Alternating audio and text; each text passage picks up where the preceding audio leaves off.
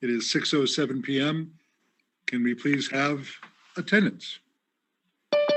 Ramon Diaz. Here. Diane Mayhew here. Bo Sullivan. Here. Cindy Sullivan. Here. Heather Sullivan. Oops. Tim O'Connor. Here. Chairman Hummerson. Here. Heather Sullivan.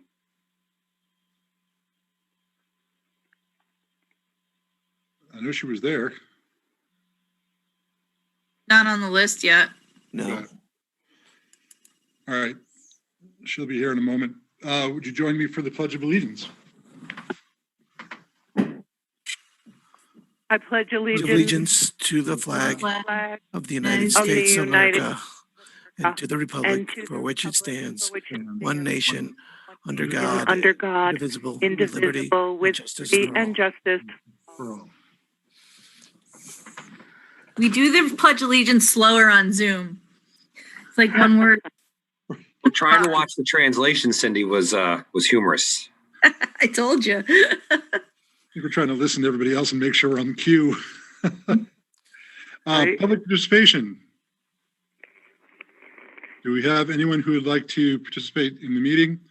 We have 3 minutes, total of 30 minutes for public participation. I don't see anybody. Am I missing anyone? Okay. Seeing none, presentation of the budget. All right. So thank you, everyone, for joining us tonight. I want to thank our leadership team for being here as well. This is our annual presentation of the budget, the question and answer session where we go through the budget more in.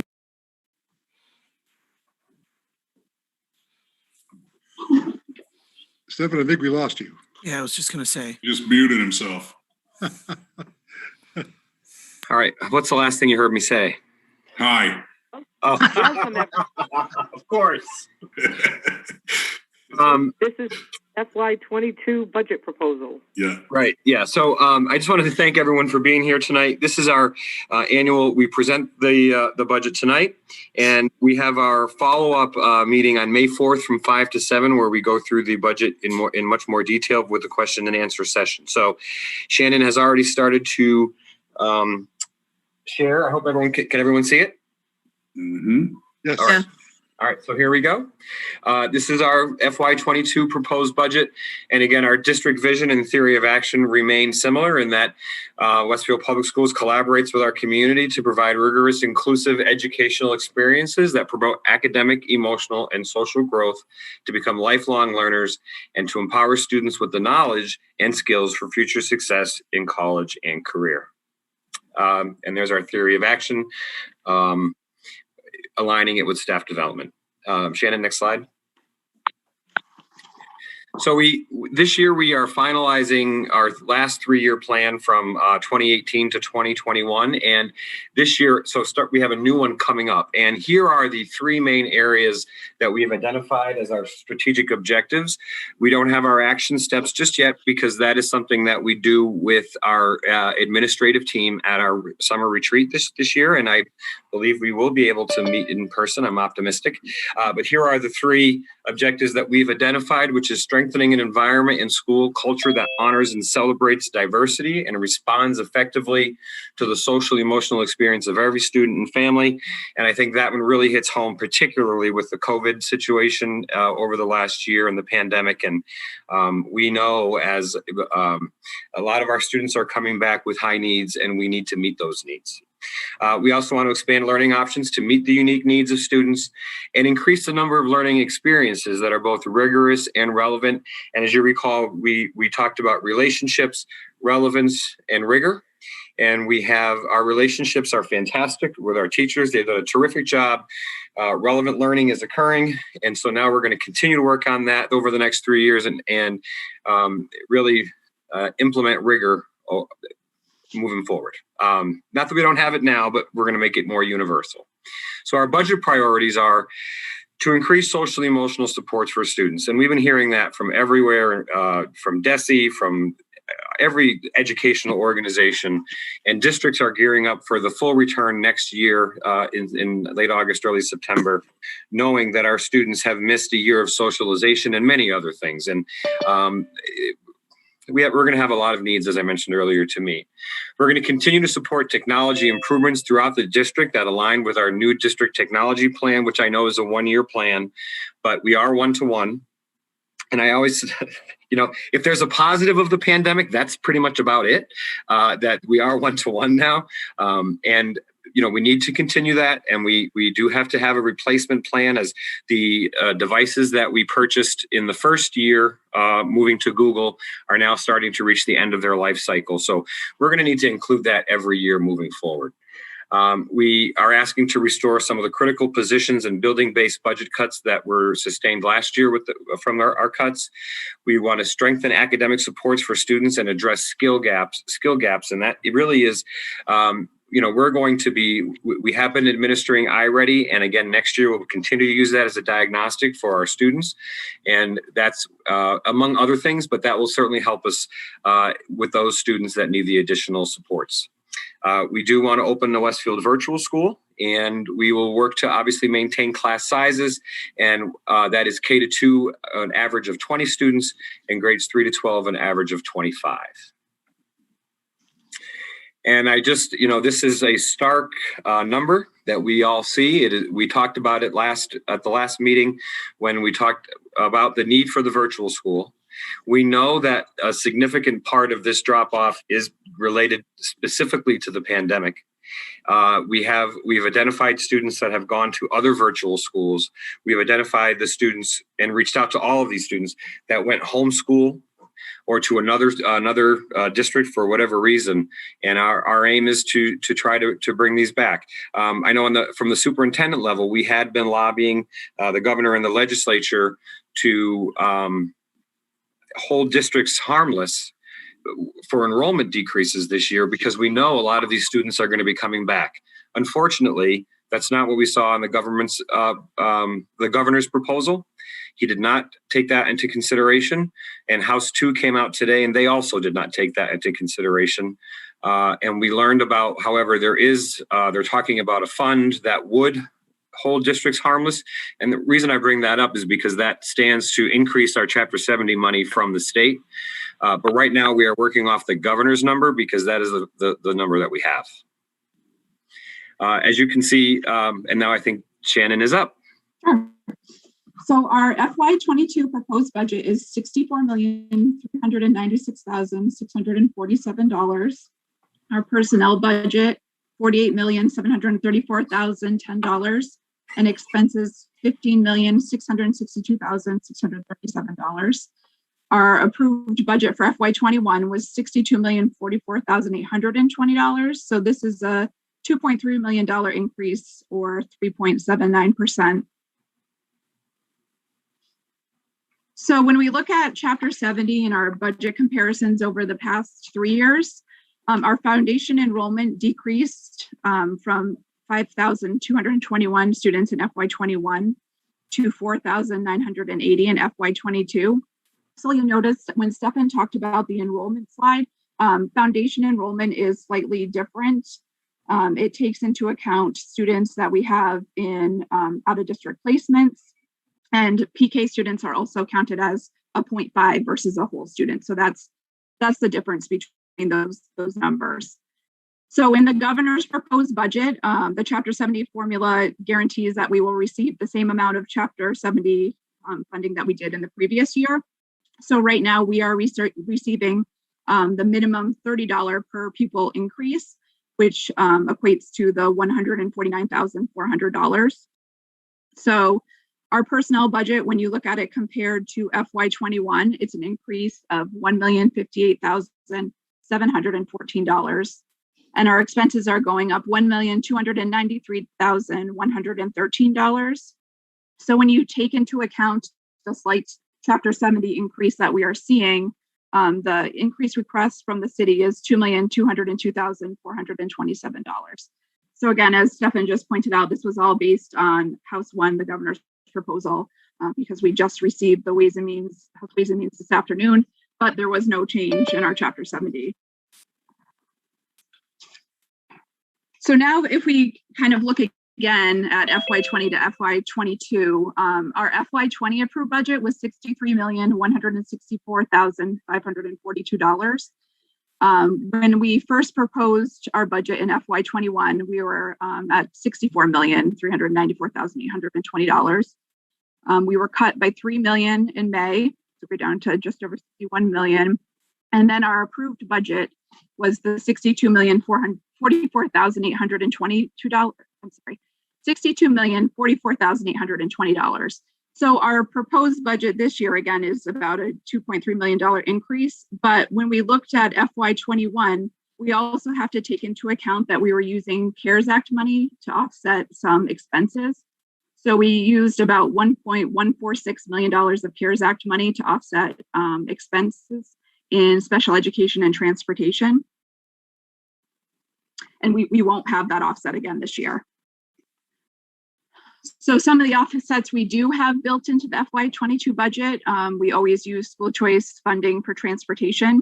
So we are requesting to offset transportation by $600,000. Our circuit breaker, we always use the previous year's circuit breaker to help offset tuitions in the next fiscal year. So for FY22, we're using our FY21 circuit breaker, and that is $1,651,888. Our federal 240 grant for special education also helps offset out-of-district tuitions. We are expecting to be able to offset $485,000. We use this year's budget to help prepay out-of-district tuitions for SPED. We can pay up to 3 months ahead. So we're looking to offset $400,000 of tuitions. Fort Meadow collects tuitions for its peers, so we use that to offset salaries, $55,809. And then we use our various federal grants to help offset salaries. So another $3,658,193 for almost $7 million of offsets.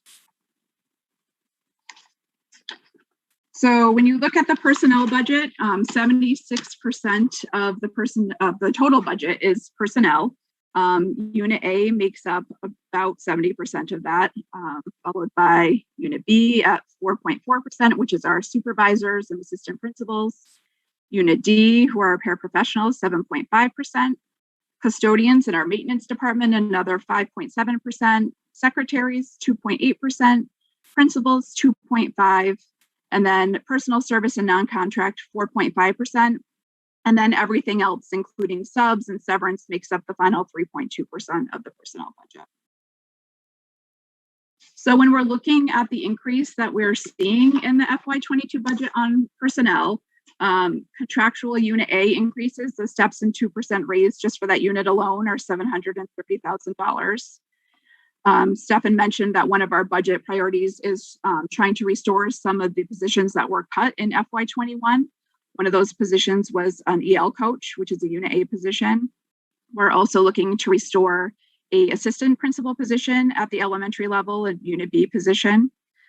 4 FTE specialist positions, so art, music, and PE, are added back into this budget. So prep time for teachers at the elementary level is currently 40 minutes. In the contract, it was increased to 50 minutes. And there was a MOA for this year to hold off on increasing the prep time to 50 minutes. But for FY22 to increase it to that 50 minutes, we will need to add 4 FTE specialist positions. We're going to need 1 more ESL teacher to split between Highland and Munger due to our EL numbers for FY22. We're requesting to add a custodian at the middle school. Intermediate school and the middle school are similar size schools. And the intermediate school has 7 custodians, while the middle school only has 6. And obviously with the pandemic, the cleaning, more now than ever, that position is needed. Criminal justice at the high school is going to a full-time position due to the number of kids participating. And then this final position is the manager of autism and behavioral services. So this position, we are decreasing our use of a vendor at Paper Mill for the autism program by $390,000. So this position would be added to the personnel side to take over some of the responsibility of that program that is going away from the vendor and coming back into the district. So on the expense side, same as in FY21, the majority of the expense budget, which is 24% of the overall budget, is transportation at almost 25%, special education 34.8%, technology 3.8%, insurance 5.6%, utilities and rent 12.3%, the individual school budgets 5.1%, athletics 1.9%, departments and system expenses 3.3%, our curriculum and EL departments 2.5%, and maintenance 4.6%. So now when we're looking at our increases on the expense side, we've had a significant increase in vocational out-of-district tuitions for FY22.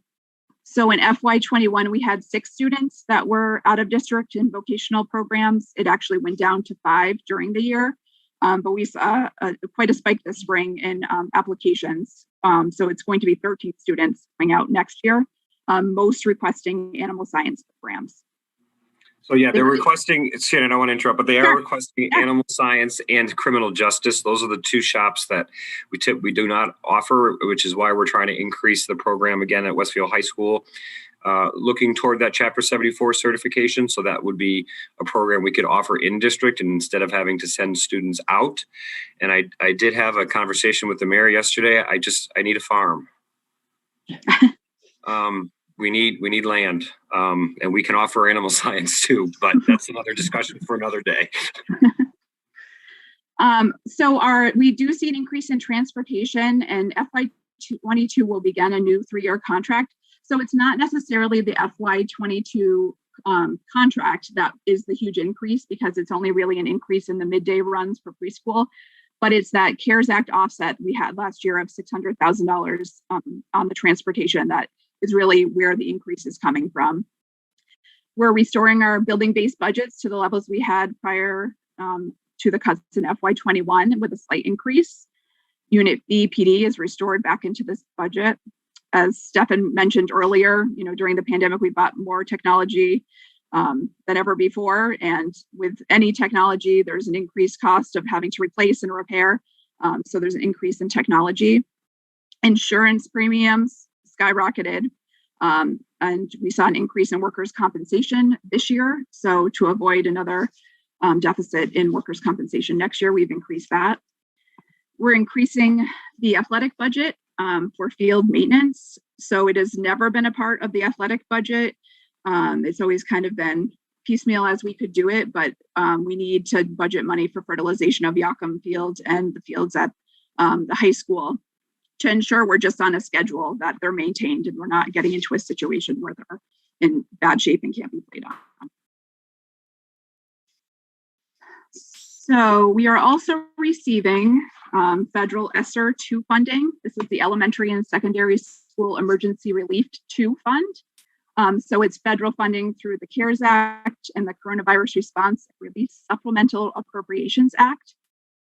The goal of the money really is to give districts extra funds to help address what COVID has done in the district and the impact it continues to have on our schools. It's to help us safely reopen and measure and address significant learning loss. So the money is really to be used in the 3 areas listed there: academics, social, emotional, and operations. We have just over $4.8 million that we have a little over 2 years to spend. We have to spend it by September 2023. So we plan to address all 3 areas with this funding. Academics, Stefan has already spoke about the Westfield Virtual School. So we would use that funding to help support the staffing, the technology, and the supplies needed to start that program. We are investigating holding summer and before and after school program, providing compensatory services to special education students. On the social emotional side, we're adding positions, a Unit B position that'll be a supervisor of counseling and SEL, 3 adjustment counselors at the elementary level that will be shared among those schools, 1 school adjustment counselor each at WIS, the middle school and the high school, and then a school counselor at WTA. The funding also lets us address some operational things that we need to fix. So we are looking at doing phone systems at Highland and the high school. Those are, safety priorities. We were able to do the systems and the bells and intercoms at the middle school and the intermediate school this year. So these will be next on the list. And then also the air conditioning systems are in need of repair, and it'll help improve air quality. So we're going to replace the air conditioning systems at the intermediate school and the middle school. So we also receive funding from federal grants. So listed here are all of our entitlement grants. So these are grants that we receive every year. We can pretty much count on this money. We usually see sometimes slight increases, sometimes larger increases. But our Title I funds help to support high academic achievement. So we use that money to fund salaries of interventionists, mentors, credit recovery programs, PD and parent engagement. Title IIA is really all about professional development. So we use it for a variety of different things that we've listed there. Title III is for EL students and teachers. And Title IV is for high quality educational experiences.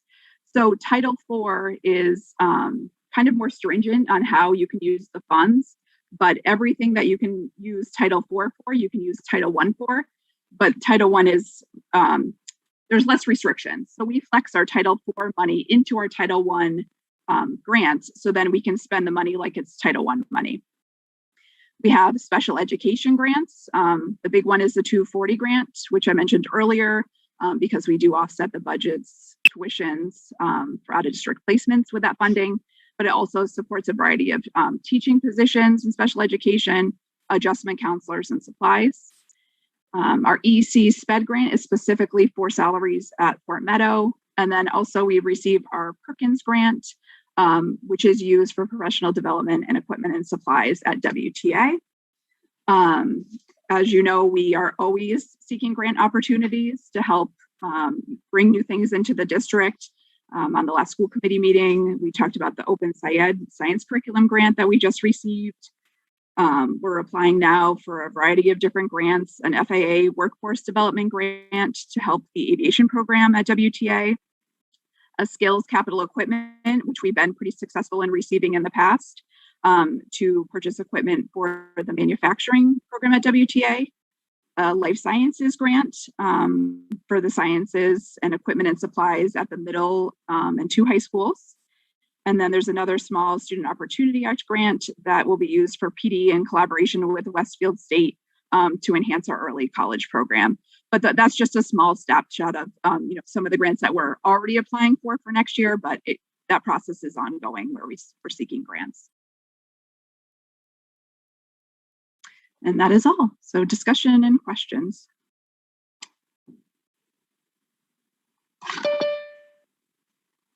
Shannon, can you stop sharing so we can see everybody again? I can. Perfect.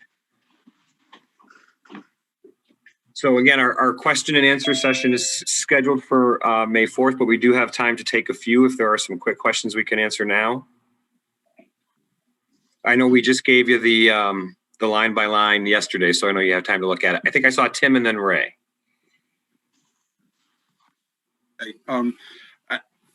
I may need to go back to the PowerPoint, but let's try not to do that right now. Under the social emotional, where we're going to be getting some funds in, and those funds, I think they have to be used over a 2-year period. Is that right? That's correct. Yeah. Yep. So, and I know, and it broke down into the 3 areas. And under the social emotional one, I saw the addition of X number of positions. We always talk about sustainable budgets, and a question would be, while we're adding those positions, what happens when the funds that are supporting those positions run out? Because they will do that. How is the administration looking at that and those type of things? So what we are basing those positions now on is ESSER 2.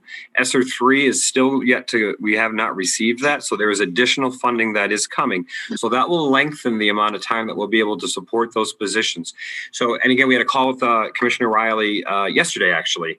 And one of the things he's trying to ask Secretary of Education on the federal level, Miguel Cardona, is to give us 5 years to spend this funding because it is so restrictive. Districts are having problems spending it on the items that we're restricted to do.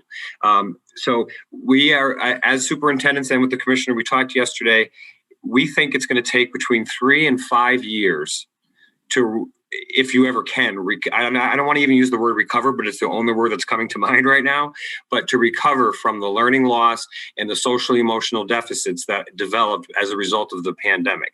So given that 3 to 5 year span, if we're able to use the ESSER funding that comes to us over 3 to 5 years, I mean, I can't predict that we'll be back to whatever normal is because I don't know if we'll ever get there again, but that's the plan. Does that answer, Tim? Yeah. And then the other question was for the new/restored positions, and that was the EL coach down to the manager of autism and behavioral sciences, behavioral services. Do you have a dollar amount generally, Shannon or Stefan, for those budget? The combined return? And I think, Shannon, you had that didn't you have that with the new positions? So if you take that number and deduct the raises? Yeah, I wouldn't do that. I mean, so it's about $62,000 for the coach, the Unit A positions, and the teacher. The assistant principals, I want to say like 82,000, and the manager of autism and behavioral services about 100,000. The other ones I would have to look at more closely to give you the exact numbers from the line item budget. And if you recall from last year, we had to cut an elementary assistant principal. And we also had to, what else did we cut? I can't remember because I don't have the slide. You're right, Tim. We need the slide in front of us. EL. Right. It was the EL coach. Thank you. EL coach. Right. Yeah. And Denise and I want to, listen, we have more EL students and they have obviously need more support. Than we've been able to give over the last year. We have a lot of work to do. We have a lot of work to do, folks. I don't know how else to say that. And every district does. We need to get these kids back on track. And I hate to even say that because I don't want to put the pressure on the students, but the pressure is on us and we know it. And how we, what we do moving forward is critical. Ray had his hand up and then Cindy. Actually, Tim asked the question that I had, so I'm good. Thank you. Cindy? So it's not really a question. It's more like of a comment to follow up on what Tim's first question was. I think your struggle is going to be kind of selling those positions to people to take them for a couple of years. But I think how I'm thinking of it is part of that is if it's 3 or 4 years down, then through attrition, those people will be able to maintain a job. I think it's hard when people hear grant funding, please come work for us. And by the way, it might be cut off in 2 or 3 years, especially for school adjustment counselors who, they look to stay home, right? They want to get a job and kind of stay where they are. So I think that's going to be part of the struggle. I think we absolutely need them. I think you're right, Stefan. I think it's obvious that the schools are going to be struggling and we absolutely need them. I think the sell is going to be, how do we hire people to fill the positions? So on that note, I'm not trying to age us as a district. I'm not either, right? But we are at a point where attrition will happen because of retirements and things of that nature. So I've absolutely thought about that, but I think we have the room, if you will, that we'll be able to absorb that. And again, that's going to be every district too, because again, speaking with fellow superintendents, that is how we're going to be addressing so the social emotional needs. We're also expanding at no cost our River Valley Counseling Partnership, and that has really gone a long way as well in terms of getting access for students to healthcare that they need in terms of therapy and so on. So it's and the thing is I don't even know if we know just yet how much work we're going to need to do, and we won't know really until September. We're getting a preview now, and our kids are very they haven't been in school for a year in some cases, and it shows. But also on this other note, kids are resilient, and they certainly can meet the bars that we set with assistance and guidance. And I think that that's what this grant's purpose is. So I think we would be foolish to not move forward with it. But it's always a struggle when you're talking about people and hiring them for considerably, it could be short term. So I just think it's a matter of how we present it and kind of. Agreed. We need this. Our kids need it. Yes, they're resilient, but they are definitely going to struggle. Right. Those two sides of the coin. Bo? Well, just to kind of continue on that, and it sounds like we're talking about hiring people and they're all going to start in September or August 30th on the first day of school. I think July and August are going to be huge with this. And we've talked about this before with summer learning loss. Without the kids being in the classrooms, for up to a year or more, I think it's going to be even highlighted more this summer than it has in past summers. And I guess I'm just wondering if some of that grant money, if some of that ESSER 2 money is going to be used for that purpose. Is there, and I quote unquote summer school, but is that kind of what's going to happen? Yes, we're having so I've met with principals, and I know some are designing. I asked them to design a program on what they think they're going to need for their site. In some cases, it could be a collaboration with another entity. In some cases, it could be a site-run specific item.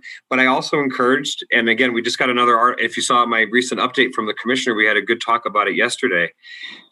We can't hammer the kids with academics either. They need to be able to play. They need to be able to have fun. And because they haven't had that either, they haven't been able to interact as much as they used to. And I think to our summer adventure program as an example of a successful program where the kids are learning, they're making things, they're doing project-based learning, and they're learning and they don't even really know that they're learning, but they are. It's like those are the kinds of things we want to put in place. That seems to be what a lot of the grant money out there is pushing, is come up with different ideas for kids to do math in their head that they don't even know they're doing. Playing a game that's going to be outside if it's under a 10 or just in a big open field, but they have to do some problem or problem solving to get to the next step or whatever it is. And I think that's going to be a key thing throughout the summer, because I think it is going to be a huge part of what happens when school opens up again. Exactly. And the other thing we are focusing on, though, and we have to look at our high school students in terms of credit recovery. So that's also going to occur because some of our high school students have fallen back. We're actually running a credit recovery program at Westfield High School over April break for students that have fallen behind. And a lot of students fell behind more than ever before for our district because of this pandemic. I mean, that is happening at every site. There's no site that's exempt. And it's gut-wrenching to watch if you want the truth, and I can't wait till this pandemic is over. I think we all feel that way, but what it's done to our students is significant, and our staff. Mm-hmm. Okay. Tim? Yeah, we probably should have started off with this, but we know as the committee, the amount of work that goes into this, and Shannon, for your presentation, your first presentation, I think you did a great job, and thanks for all the hard work. I haven't personally been through the budget line item in any detail, but I've taken a quick peek at it. Great information in there. I think it's going to answer a lot of questions when we start going through it. But on behalf of the school committee, thank you to you and Stefan and all of those who participated in putting this budget together. They're not easy, and there's a lot of moving parts to it. So thanks for the start on this. Thanks, Tim. Appreciate it. Any other questions? No, we don't motion to put this in finance now, right? Because we just have all of our meetings together as special meetings. Does it go to finance, or does it? So I had scheduled a special meeting on the 4th, but I can schedule a finance. It's just because we do all of our special meetings now, so everyone can attend. I'm not sure what the process would be. I'd say, as the chair of finance, I would say, let's just do it as a special meeting because everyone's got something anyways. And we tried doing it with 2 different committees before. It just works better because everyone's going to be there anyways. I agree with Ray. Okay. Yeah, I agree with Ray, and I would suggest and certainly leave it up to the committee that the chair of the finance subcommittee run that meeting. The mayor maybe will start it and maybe turn it over to the chair of the finance. I think that will be helpful in leading the discussion. Agree. As the other member of the finance, I agree with that. So Bo, you're gonna run it? No. Oh, Ray's I'm gonna. kidding. He's trying to throw you under the bus, right? Not unless he wants to push it aside, I'd be more than happy to. It's not hard to do line I didn't page think by so. page. Yeah, page by page, like we do it every year. Yeah. So then is there a motion or do we just have the special meeting? That's the part I'm confused about because usually we would make a motion to put it to finance committee. But I don't think we need to if we're just going to have a meeting and deal with it. Okay. The city council has deemed committees irrelevant now, quite honestly. So I don't think you need a motion. For us, anyway. Yeah. Could I Right, they're just just ask? special meetings now, so. Diane? Diane? Yeah, I just wanted to ask a quick question before we have that special meeting on the budget. Stefan, as far as special ed goes, knowing that it's the highest percentage of our, if you want to call our pie, On the expense, yeah. on the expense budget, on the expense side, are we better than we were a few years back on keeping our own in-house rather than sending them out of district for the special education? I mean, Deb, I don't know if Deb's available. Deb, are we keeping I'm more? here. We are keeping more kids in, but however, our students' needs are also increasing, Diane. So it's a hard question to answer. Deb? Yeah. Yeah, at least since I've been here, we've been trying to keep most of our kids in. The kids that have been out are really the students that have been having more of the emotional difficulties that have been Sent out. in extreme. District. Yeah. Which is one of the reasons that we're trying to bring that a little bit more into our district and having that new position so that we can improve what we can do for kids in-house emotionally and behaviorally. Could you just tell us roughly the percentage of kids that we keep in district out of, say, 100%? How many are we?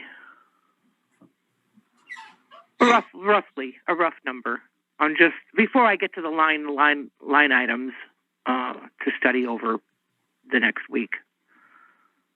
Do you want like the number of out-of-district kids that we have right now versus Like we have about 1,200 students on IEPs.